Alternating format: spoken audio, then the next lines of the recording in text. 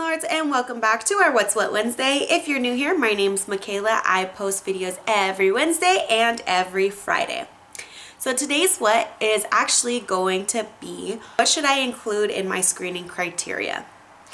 So this is a very important subject, especially for those self-managing landlords. If you do not already have an objective screening criteria that you have printed, that you follow through with every single time and remain consistent, I suggest you do it now.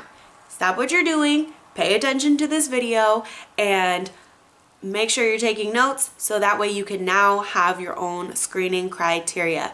Because guess how much the average settlement in a discrimination case of tenant versus landlord is?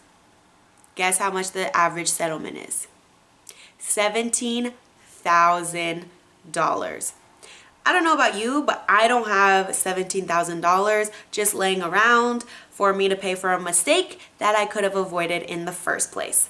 One of the first rules is to make sure that your screening criteria is completely objective.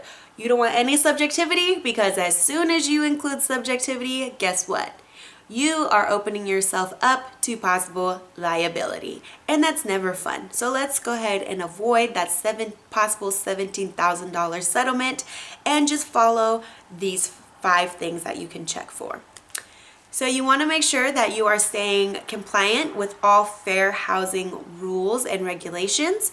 So I know here in California, we have 17 protected classes. So your screening criteria cannot discriminate against any of the 17 protected classes. Stay tuned for an upcoming video where I'm going to actually delve into each of those 17 protected classes in California. The next thing that you can set in your screening criteria that you can check for is going to be the credit score and their credit report. Next, you want to make sure that you're verifying income. And lastly, you want to make sure that you are checking for their criminal background. So for the remainder of August, I will actually be delving into each of these 5 areas a little further. If you have any questions regarding applications, setting a screening criteria, please leave them in either the comments so I can shout you out on our FAQ Fridays, or you can go ahead and click on the link in the description so I can answer your question individually. If you want to make sure that you're staying in the know of what's going on, all things property management, make sure you subscribe and hit that little notification bell.